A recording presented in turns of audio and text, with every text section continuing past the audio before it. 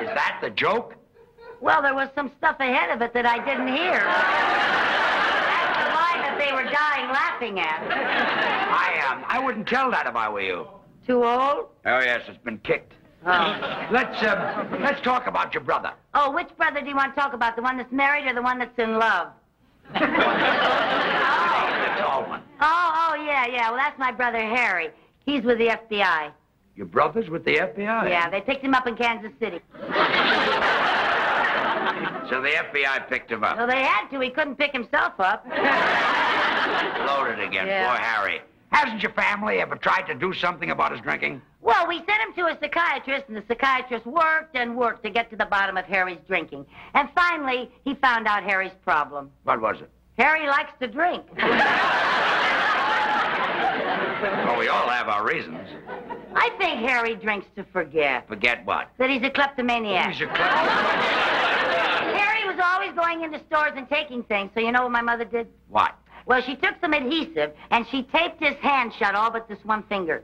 Taped his hand shut all but that. Why? Well, so he could play marbles with my other brother. You can't play marbles with one finger. Well, Mother did that to even up the game. You see, Harry didn't have all of his fingers, and my other brother didn't have all of his marbles.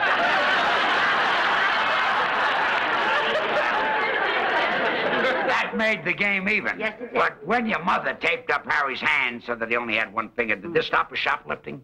Well, it helped. All he could steal were donuts. Harry liked donuts. That's right. It was a donut that broke Harry's back. Donut broke his back? Yeah. You see, he had a donut in his right-hand pocket, and he tried to get it out with his left hand. And broke his back? Yeah. Well, the next time he's got a donut in his right-hand pocket, tell him to try to take it out with his right hand. Well, that's kind of hard when you got your pants on backwards. He had his pants on backward? Yeah. You see, Harry had a suit with two pair of pants, and he put one pair on frontwards and one pair on backwards. So that he could walk either way. That's when the truck hit him. What truck? The truck that didn't have its lights on. Well, why didn't the man in the truck have his lights on? Well, he didn't have to. It was daytime. Well, if it was daytime, didn't the man in the truck see your brother coming? He didn't know it was my brother. Oh, he saw two pair of pants coming toward him, and he drove right between them. Well, that's our music cue.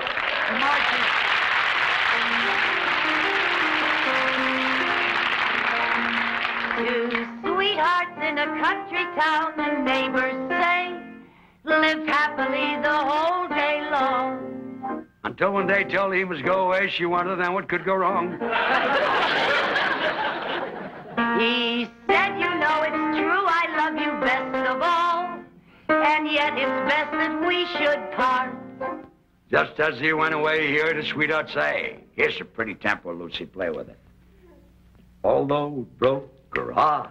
Some of these days, Yes, some of these days, you'll miss me, honey. you're gonna miss me, honey. Some of these days, Yes, one of these days, you'll feel so lonely. you'll be feeling oh so You'll lonely. miss my hugging. You used to love it when I'd hug and You'll squeeze you. miss my kissing. You'd ask for more, and I tease miss you. me only You want me only when you go away. when you're a million You'll feel miles. so lonely. In the evening when the sun goes Just down, for me only. I'll be on the other side of For town. you know, Oh, honey, you know, baby, you've had your way. that you went and had your way. And when you leave me, I know 'twill grieve You me. can bet you're gonna be full of sorrow. Your blue-eyed baby, some of these days.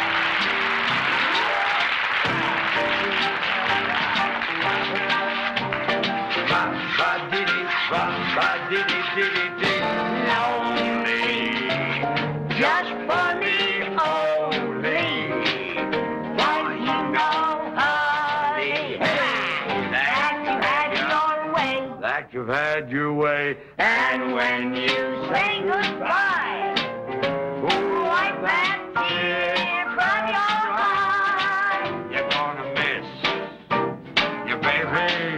You're gonna miss your red-haired mama. You're gonna miss your blue-eyed baby somebody. Miss your blue-eyed baby somebody.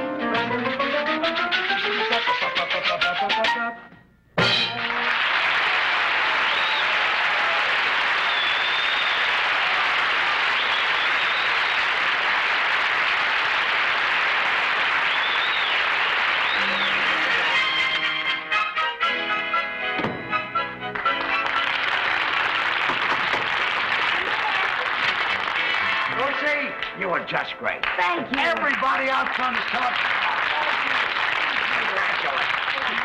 Carmichael, I couldn't be more proud of you. Oh, Mr. Mooney, that's the first time you ever kissed me.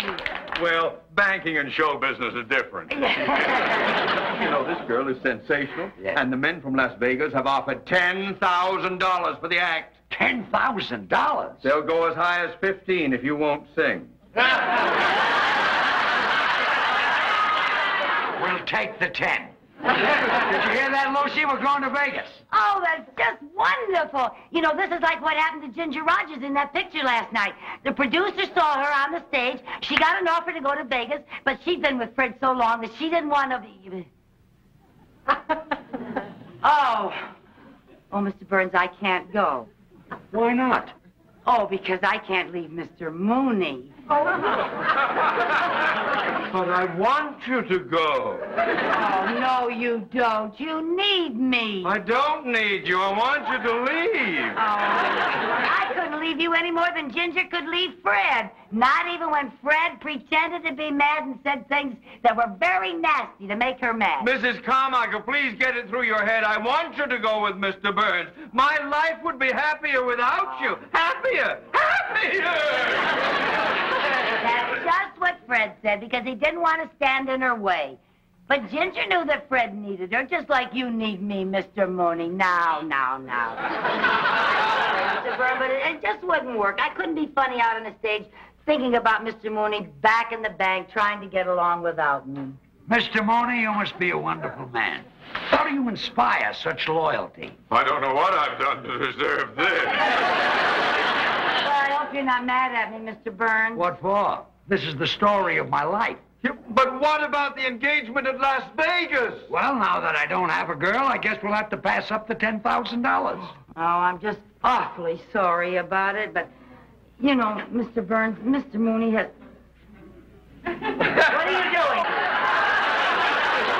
doing? If you think I'm going to let $10,000 go down the drain, you are crazy. Some of these days...